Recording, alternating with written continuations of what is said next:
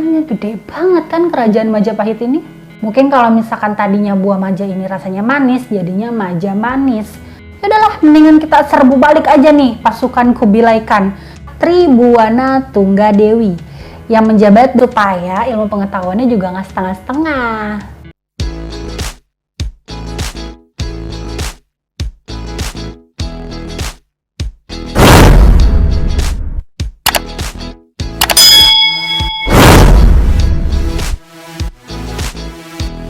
Assalamualaikum warahmatullahi wabarakatuh. Gimana kabarnya teman-teman hari ini? Semoga kita semua selalu dalam keadaan sehat ya. Gimana yang abis merayakan hari raya Idul Fitri, abis kumpul bareng sama keluarga, pastinya senang banget ya. Bisa pulang kampung kan mulai tahun ini, terus bisa kumpul lagi bareng sama keluarga, merayakan hari raya bareng-bareng bersama keluarga dan juga sanak saudara. Dan aku juga mau ngucapin untuk kalian semua yang merayakan Idul Fitri, minal aizin wal faizin, mohon maaf lahir dan batin. Mohon maaf kalau selama ini, selama aku bikin video ini banyak kata-kata aku yang menyinggung kalian dan ada perbuatan-perbuatan yang kurang menyenangkan. Tolong dibukakan pintu maaf yang sebesar-besarnya ya. Oke, di video kali ini aku akan bawakan tentang sejarah salah satu kerajaan terbesar di Indonesia. Sesuai dengan judulnya lah ya, di video kali ini aku bakal bahas tentang sejarah kerajaan Majapahit. Mulai dari asal-usul kenapa namanya Majapahit, terus juga kapan kerajaan ini ada, terus siapa aja pemimpinnya dan lain sebagainya. Dijamin lah, pokoknya bakal nambah pengetahuan kalian lagi tentang keberagaman yang ada di Indonesia lah tentunya. Tapi sebelum kalian lanjut tonton video ini, aku mau ingetin dulu, jangan lupa untuk diklik tombol like-nya, kemudian di subscribe, dan di share ke seluruh sosial media yang kalian punya. Dan satu lagi, jangan lupa juga untuk klik tombol loncengnya, supaya kalau aku ada upload video terbaru, kamu bisa jadi orang pertama yang nonton video aku. Yaudah kalau gitu nggak usah lama-lama lagi lah ya openingnya. Pasti kalian udah penasaran dan nggak sabar banget kan pengen lanjut nonton video ini. Oke kalau gitu kita lanjut aja lah ya. Ini dia sejarah dan asal-usul kerajaan Majapahit. Enjoy the video ya. Kerajaan Majapahit merupakan kerajaan Hindu-Buddha terakhir di Nusantara antara abad ke-13 dan juga ke-16. Dalam sejarahnya, Majapahit ini dianggap sebagai salah satu kerajaan terbesar dan saking besarnya nih ya wilayahnya ini mencakup hampir seluruh Nusantara. Wih, keren kan? Kerajaan Majapahit sendiri pertama kali didirikan pada tahun 1293 oleh Raden Wijaya atau menantu Kertanegara yang saat itu menjabat sebagai raja terakhir di kerajaan Singosari. Tapi nih ya, meskipun sebagai kerajaan terbesar dan udah beberapa kali ganti pemimpin, puncak kesuksesan kerajaan Majapahit itu justru ketika pada masa pemerintahan atau kepemimpinannya Hayam Wuruk. Nanti aku kasih tahu deh susunan atau urutan para pemimpin kerajaan di Majapahit ini. Mulai dari yang pertama sampai yang terakhir. Kira-kira Hayam Wuruk ini ada di urutan nomor berapa ya? Tapi kita lanjutin dulu deh ngebahas tentang sejarah berdirinya kerajaan Majapahitnya dulu ya. Kita lanjut ya. Pada masa kejayaan Majapahit yang kala itu di bawah kepemimpinan Hayam Wuruk dari tahun 1350 hingga tahun 1389. Kala itu di bawah kepemimpinan Hayam Wuruk, Majapahit berhasil menaklukkan Sumatera atau lebih tepatnya lagi Semenanjung Malaya, kemudian Kalimantan, terus Sulawesi, Nusa Tenggara, Maluku, Papua, terus juga Tumasik di Singapura, dan satu lagi ada Filipina, pulau di Filipina. Nah keren kan tuh, bukan cuma wilayah Indonesia aja yang berhasil ditaklukkan dan dikuasai oleh Hayam Wuruk ini waktu kepemimpinannya, tapi juga sampai nyebrang ke negara tetangga gitu, ke Singapura dan juga Filipina. Makanya gede banget kan kerajaan Majapahit ini. Oke, sekarang kita bahas lagi tentang sejarah singkat kerajaan Majapahit ya. Jadi, konon awalnya ini kerajaan Majapahit berdiri itu setelah runtuhnya kerajaan Singosari akibat pemberontakan Jayakatwang pada tahun 1292 Masehi. Wow, udah jauh banget ya, masa lampau banget itu, udah ribuan tahun yang lalu. Tapi ceritanya masih tetap penting banget harus kita tahu. Cucu Kartanegara yaitu Raden Wijaya yang saat itu menjabat sebagai Raja Singosari dikalahkan oleh Jayakatwang. Dan setelah dikalahkan, Raden Wijaya ini kemudian melarikan diri. Nah, selama pelariannya ini, Raden Wijaya ini menerima bantuan dari Arya Wiraja dan diberikan tempat tinggal, makanan, dan lain sebagainya.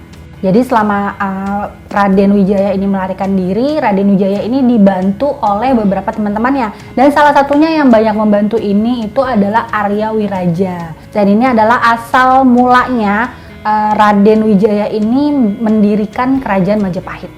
Nanti aku akan ceritakan lebih detailnya. Makanya jangan di skip video ini, oke? Dan sampai akhirnya Raden Wijaya kemudian membuat desa kecil di hutan Trowulan dan diberi nama Desa Majapahit. Kenapa namanya Majapahit? Nah, di sini kan yang bikin penasaran, kenapa namanya bisa Majapahit? Oke, aku akan jelaskan. Jadi nama Majapahit ini diambil dari nama buah maja yang tumbuh di sekitar hutan. Namun pada saat dimakan, buah ini memiliki rasa yang pahit, tapi pastinya belum sepahit kisah hidup kalian, ya kan? Akhirnya Raden Wijaya ini memberikan nama desanya tersebut dan terinspirasi dari buah maja yang ia makan tadi. Makanya jadilah nama desa kecilnya itu dengan nama Majapahit. Majanya dari buah maja itu tadi. Dan pahitnya karena ketika dimakan, buahnya rasanya pahit. Mungkin kalau misalkan tadinya buah maja ini rasanya manis, jadinya maja manis. Berhubung buahnya pahit, ya udah, ya namanya Majapahit. Begitulah kira-kira asal usul nama Majapahit ya. Walaupun terkesan simple ya, inspirasinya tuh dapetnya gampang banget gitu. Tapi buktinya sampai saat ini nama Majapahit dikenal banyak orang di mana-mana. Karena sudah melegenda, ya kan? Jadi makanya kalian-kalian ya jangan suka ngeremehin sebuah nama, arti sebuah nama. Bisa aja kan orang tua itu memberikan nama itu punya maksud tertentu gitu. Kadang menurut kita lucu, menurut kita unik. Tapi kan menurut orang tua yang ngasih nama itu punya arti besar gitu. Ada makna tersendiri dari sebuah nama itu. Dapat inspirasinya dari mana aja kan kita nggak tahu gitu kan. Jadi hargailah sebuah nama. Kan kita nggak tahu nanti ke depannya banyak orang yang bakalan mengenang nama kita gitu, terkenal di mana-mana. Kayak Majapahit ini nggak sengaja namanya ditemuin cuma gara-gara makan buah maja yang rasanya pahit. Jadilah sebuah kerajaan besar dan dikenang sampai sekarang. Makanya jangan suka meremehkan sebuah nama. Oke, kita lanjut ya. Kemudian seiring berjalannya waktu, desa itu makin hari makin berkembang dan Raden Wijaya ini diam-diam dikuatkan dengan merebut hati penduduk dari Tumapel dan juga Daha. Karena kan di desa ini itu yang awalnya menemukan dan membangun itu kan awalnya Raden Wijaya ini. Jadi ya beliau juga lah yang menjadi pemimpin di desa kecil itu atau di kerajaan Majapahit itu. Dan selama masa kepemimpinannya, masyarakatnya ini banyak yang puas dengan kerja keras beliau. Sampai akhirnya bisa merebut hati masyarakat dari beberapa wilayah. Jadi kan tadinya kan desanya tuh desa kecil, tapi semakin hari semakin berkembang, semakin banyak masyarakatnya. Jadi di wilayah-wilayahin gitu loh, kayak istilahnya kalau kayak di Jakarta mungkin ada Jakarta Pusat, Jakarta Barat, Jakarta Timur kayak gitu-gitu. Nah dari beberapa wilayah ini masyarakatnya tuh banyak yang suka sama kinerjanya Raden Wijaya ini gitu. Makanya Raden Wijaya bisa merebut hati para masyarakatnya. Nah karena itulah, karena masyarakatnya ini banyak yang mendukung Raden Wijaya, akhirnya kemudian karena desa ini semakin hari semakin berkembang, semakin maju, timbullah rasa ingin membalas dendam dari Raden Wijaya ini kepada Jaya Katuang yang tadi ngerebut kerajaan Singosari itu tuh. Masih inget kan yang tadi di awal aku ceritain? Nah si Jaya Katuang ini kan tadinya merebut kerajaan Singosari tuh. Terus si Raden Wijayanya ini tuh kayak ngerasa dendam gitu, pengen direbut lagi tuh kerajaan Singosari dari tangan Jaya Katuang yang kala itu telah dirampas wilayah kekuasaannya pada saat itu oleh si Jaya Katuang. Ini mau dirampas balik gitu sama Raden Wijaya. Dan niat balas dendam Raden Wijaya ini terbantu lebih cepat ketika ada pasukan Kubilai Khan tiba di Majapahit pada tahun 1293. Dan akhirnya mereka ini pun kerjasama nih untuk merebut kembali kerajaan Singosari dari Jaya Katuang, dibantu oleh pasukan Kubilai Khan. Dan akhirnya karena berkat bantuan dari pasukan lain nih, pasukan Kubilai Khan tadi, akhirnya Raden Wijaya berhasil merebut kembali kerajaan Singosari dari tangan Jaya Katuang. Dan akhirnya setelah kerajaan itu bisa direbut kembali, kemudian si Jaya Katuang dikalahkan oleh Raden Wijaya, ya udah dapat lagi lah tuh kerajaan Singosari jadi miliknya dia. Ya ini yang dinamain rezeki itu emang gak kemana ya. Kalau emang udah dasarnya ditakdirin buat jadi milik kita, ya bakalan balik lagi nanti sama kita. Tapi ternyata ada masalah lain lagi nih. Karena Raden Wijaya udah dibantu sama pasukan Kubilai Khan tadi untuk merebut kembali kerajaan Singosari, sebagai imbalannya Kaisar Mongol nih yang saat itu menjadi pemimpin pasukan Kubilai Khan meminta agar Raden Wijaya ini beserta pasukannya semuanya harus tunduk di bawah kepemimpinan Kaisar Mongol. Itu di awal itu kan mereka bikin perjanjian dulu nih. Oke deh Raden Wijaya, saya akan membantu kamu dan pasukanmu untuk merebut kembali kerajaan yang telah direnggut oleh Jaya Katuang.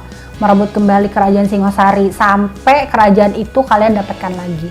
Tapi sebagai imbalannya kalian harus tunduk di bawah kepemimpinanku dan aku harus menjadi pemimpin di kerajaan Majapahit, begitu kira-kira. Tapi karena Raden Wijaya ini nggak mau tunduk nih sama tadi Kaisar Mongol tadi, akhirnya atur strategi lagi lah si Raden Wijaya ini beserta pasukannya. Mereka akhirnya menyerang pasukan Kubilai Khan dan kemenangan diraih oleh Raja Wijaya dan juga pasukannya. Ya menurut Raden Wijaya, daripada aku tunduk kepada Kaisar Mongol ini dan nggak tahu nanti dibikin di bawah pemerintahannya dia ini ada aturan-aturan apa gitu yang aku nggak setuju, ya udahlah mendingan kita serbu balik aja nih pasukan Kubilai Khan. Kalau kita menyatukan semua pasukan kita, pasti pasukan itu bisa kita kalahkan. Akhirnya setelah diserang, Kaisar Mongolnya kalah, pasukannya juga pada mundur, dan akhirnya kerajaan Majapahit dan kerajaan Singosari bisa ditaklukkan dan bisa didapatkan kembali oleh Raden Wijaya. Dan kemudian akhirnya pada tanggal 15 bulan Kartika atau pada tanggal 10 November tahun 1293 Masehi, Raden Wijaya ini dinobatkan sebagai raja sekaligus menjadi cikal bakal lahirnya kerajaan Majapahit. Dan setelah menjadi raja nih, sebagai raja, Raden Wijaya ini mempunyai gelar baru, yaitu bergelar Kertajasa Jayawardhana. Kemudian untuk nama Raden Wijaya ini akhirnya disematkan untuk menghormati pamannya atau pendiri kerajaan Singosari, serta juga untuk menghormati leluhurnya di Singosari. Kan awalnya itu kan kerajaan itu memang adanya Singosari gitu kan, terus diambillah sama si Jaya Katuang tadi, barulah muncul kerajaan Majapahit. Nah karena Raden Wijaya ini masih ada kerabat dari pemimpin di Singosari, untuk menghargai dan menghormati para leluhurnya, nama Raden Wijaya ini disematkan dan diganti dengan gelar Kertajasa Jayawardhana.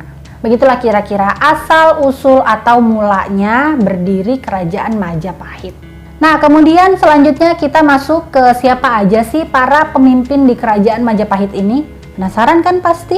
Oke, aku kasih tahu ya siapa aja para pemimpin yang pernah menjabat sebagai raja di kerajaan Majapahit, mulai dari yang pertama sampai yang terakhir. Jadi di kerajaan Majapahit ini sudah beberapa kali ganti pemimpin.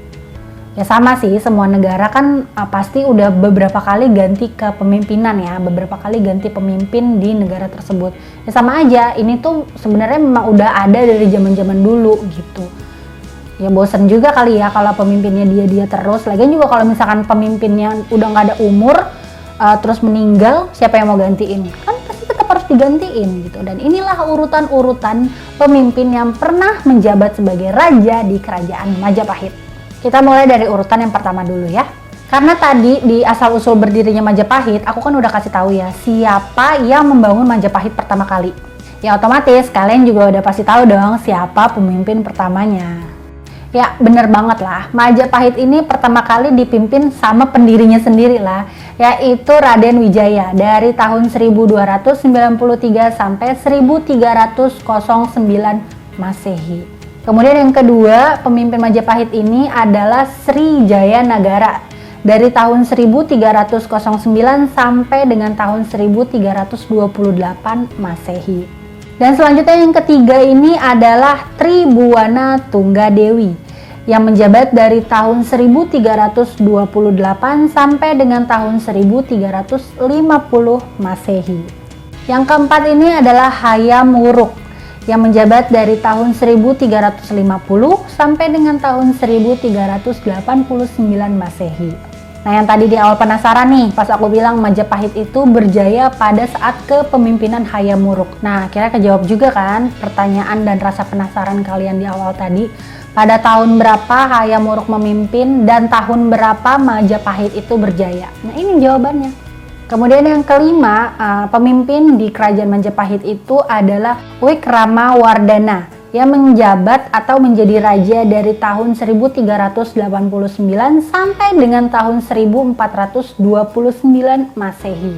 Dan yang keenam ini adalah Dyah Ayu Kencana Wungu yang memimpin kerajaan Majapahit dari tahun 1429 sampai dengan tahun 1447 Masehi. Kemudian yang ketujuh itu adalah Prabu Brawijaya I yang menjabat dari tahun 1447 sampai dengan tahun 1451 Masehi. Dan yang kedelapan adalah Prabu Brawijaya II yang menjabat dari tahun 1451 sampai dengan tahun 1453 Masehi. Kemudian yang kesembilan ada Prabu Brawijaya III yang menjabat dari tahun 1456 sampai dengan tahun 1466 Masehi. Kemudian yang ke-10 ini adalah Prabu Brawijaya IV yang menjabat dari tahun 1466 sampai dengan tahun 1468 Masehi. Terus yang ke-9 ini adalah Prabu Brawijaya V yang menjabat dari tahun 1468 sampai dengan tahun 1478 Masehi. Kemudian yang ke-12 ini adalah Prabu Brawijaya VI yang menjabat dari tahun 1478 sampai dengan tahun 1489 Masehi. Dan yang terakhir atau yang ke-13 ini adalah Prabu Brawijaya VII yang menjabat dari tahun 1489 sampai dengan tahun 1527 Masehi. Nah, pasti pada bertanya-tanya kan kalian, ini kok namanya sama semua ya, cuma beda ke-1, ke-2, ke-3, ke-4, ke-5 dan seterusnya. Kok namanya sama-sama Prabu Brawijaya semua gitu, cuma beda di belakang aja. Ya mungkin ini sama kayak di Keraton Yogyakarta ya, kan pemimpinnya itu ada Hamengkubuwono ke-1, ke-2, ke-3 dan seterusnya. Ya ini sama, Prabu Brawijaya juga sama seperti itu. Mungkin keturunan-keturunannya gitulah ya, cuma beda urutan atau angka di belakangnya aja. Tapi kan meskipun namanya sama di depannya, itu kan orangnya pasti beda-beda. Karena kan urutan nomornya aja beda-beda, pasti orangnya juga beda. Sama nih, mungkin karena ada keturunan-keturunannya juga gitu. Nah, itu tadi adalah para pemimpin di kerajaan Majapahit. Mulai dari yang pertama sampai yang terakhir. Kemudian kerajaan Majapahit ini tuh sempet loh beberapa kali pindah-pindah pusat pemerintahan. Kalau kayak ibu kota Jakarta kan mungkin dulunya ada di Jogja, terus pindah ke Jakarta gitu kan. Ini sama, Majapahit juga nggak cuman ada di satu tempat aja gitu pusat pemerintahannya, tapi sempat beberapa kali pindah-pindah tempat. Mau tahu itu ada di mana aja? Ya pasti mau tahu dong. Kalau mau nyari ilmu jangan setengah-setengah, kalau mau pinter jangan setengah-setengah. Makanya tonton video ini sampai habis supaya ilmu pengetahuannya juga nggak setengah-setengah. Oke, aku kasih tahu nih ya. Sebagai kerajaan besar, Majapahit ini tercatat telah 3 kali pindah pusat pemerintahan. Tapi ketiganya ini masih tetap berada di wilayah Jawa Timur. Apa aja itu? Yang pertama itu ada di Mojokerto. Pusat pemerintahan atau ibu kota kerajaan Majapahit yang pertama ini terletak di kota Mojokerto. Saat itu ibu kota diperintah oleh raja pertama, yakni Kertajasa Jayawardhana atau Raden Wijaya. Lokasi pusat pemerintahannya ini konon berada di tepi sungai Brantas. Kemudian yang kedua, pusat pemerintahan kerajaan Majapahit ini ada di Trowulan. Pusat pemerintahannya ini kemudian berpindah mengikuti masa kepemimpinan Sri Jayanegara atau raja kedua kerajaan Majapahit saat itu. Jayanegara ini memindahkan pusat pemerintahannya ke Trowulan. Kota tersebut berjarak sekitar 12 km dari Mojokerto. Dan for your information nih, kalau pusat pemerintahan waktu ada di Trowulan ini berjalan cukup lama, tidak seperti di kota yang sebelumnya yaitu di Mojokerto. Dan kemudian yang terakhir atau yang ketiga, pusat pemerintahan Kerajaan Majapahit ini berada di Daha, atau yang saat ini kita kenal dengan nama Kediri. Kepindahan pusat pemerintahan Majapahit ke Daha berkaitan erat dengan masalah internal di kerajaan.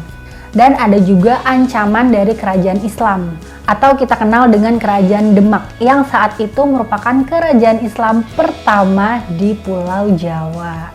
Kerajaan Majapahit ini mulai mengalami kemunduran setelah wafatnya Gajah Mada dan Hayam Wuruk.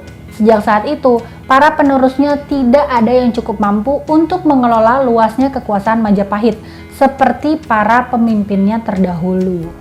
Selain itu nih ya, terdapat juga beberapa faktor yang mendorong runtuhnya Kerajaan Majapahit. Di antaranya itu, banyak wilayah taklukan yang melepaskan diri dari wilayah Majapahit. Jadi pada mencar-mencar deh tuh setelah wafatnya Gajah Mada dan Hayam Wuruk, banyak wilayah-wilayah dari sebenarnya itu masuk dari wilayah kekuasaannya Majapahit, tapi mereka memisahkan diri mereka gitulah, bikin kerajaan sendiri gitu. Ini salah satu faktornya. Dan faktor yang kedua itu terdapat konflik perebutan tahta dan semakin berkembangnya pengaruh Islam di daerah Jawa. Dan kemudian kekuasaan kerajaan Majapahit ini benar-benar berakhir pada tahun 1527 setelah ditaklukkan oleh pasukan Sultan Trenggana dari Kesultanan Demak, dan sejak saat itulah wilayahnya yang tersisa ini diambil alih oleh Kesultanan Demak. Nah, begitulah kira-kira asal muasal dari sejarahnya kerajaan Majapahit, dari berdirinya sampai benar-benar nggak ada.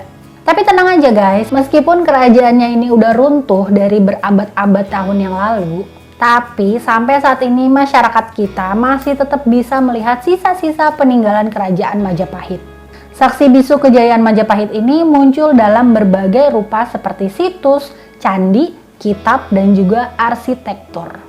Di antaranya ini situsnya ada Trowulan sebagai salah satu pusat pemerintahan kerajaan Majapahit yang banyak meninggalkan warisannya, seperti Prasasti Wurare, Sukamerta, Balawi, Prapancasapura, Parung, Canggu, ada Biluluk, Karangbogem, dan juga Katiden. Terus ada juga nih yang berupa candi, banyak sebenarnya masih ya. Salah satunya itu, salah banyak karena masih banyak nih. Candinya itu ada Candi Tikus, ada juga Candi Bajang Ratu, Candi Uringin Lawang, Candi Brahu, Candi Pari, Candi Penataran, Candi Jabung, Candi Suku, Candi Ceto, Candi Uringin Branjang, Candi Surawana, Candi Minak Jinggo, Candi Rimbi, Candi Kedaton, dan Candi Sumberjati. Banyak kan? Kalian sudah ada yang pernah ke salah satu candi tersebut? Atau semuanya udah pernah didatengin? Keren tuh. Terus ada juga nih yang berupa prasasti, seperti Prasasti Kudadu, Prasasti Sukamerta, Prasasti Prapancasapura, Prasasti Wringin Pitu, Prasasti Wurare, Prasasti Balawi, Prasasti Parung, Prasasti Biluluk, terus juga ada Prasasti Karangbogem, Prasasti Katiden, dan Prasasti Canggu, kemudian ada Prasasti Jiwu. Susah banget ngomongnya saking banyaknya. Nah itu, walaupun kerajaannya udah nggak ada dari berabad-abad tahun yang lalu, udah runtuh, tapi kalian masih tetap bisa melihat langsung peninggalan-peninggalan dari kerajaan Majapahit. Coba deh makanya datang mainnya tuh ke tempat-tempat sejarah-sejarah gitu, supaya pengetahuan kalian itu lebih banyak, lebih luas. Jadi tahu asal-usul dari kerajaan-kerajaan yang ada di Indonesia. Oke guys, itu tadi adalah sedikit informasi yang bisa aku bagikan ke kalian semua tentang asal-usul dan sejarah kerajaan Majapahit. Semoga informasi yang aku sampaikan ini bisa menambah pengetahuan kalian lagi tentang keberagaman yang ada di Indonesia. Oke, sampai di sini dulu video aku kali ini, dan kalau kalian suka sama video ini, jangan lupa diklik tombol like-nya, kemudian di subscribe dan di share ke seluruh sosial media yang kalian punya. Dan satu lagi, jangan lupa juga untuk klik tombol loncengnya supaya kalau aku ada upload video terbaru, kamu bisa jadi orang pertama yang nonton video aku. Dan kalau kalian punya saran juga masukan untuk aku untuk bahas apa lagi di video aku selanjutnya, gak usah malu-malu, gak usah ragu-ragu, gak usah sungkan-sungkan, langsung aja tulis di kolom komentar. Insya Allah nanti kalau misalkan aku ada kesempatan, aku akan bawakan request dari kalian. Dan terus support channel aku ya, supaya aku terus bisa memberikan informasi yang bermanfaat untuk kalian semua. Oke, kalau gitu sampai di sini dulu video aku kali ini. Kita ketemu lagi di video-video aku selanjutnya ya. Sampai jumpa. Dadah. Wassalamualaikum warahmatullahi wabarakatuh. Dah.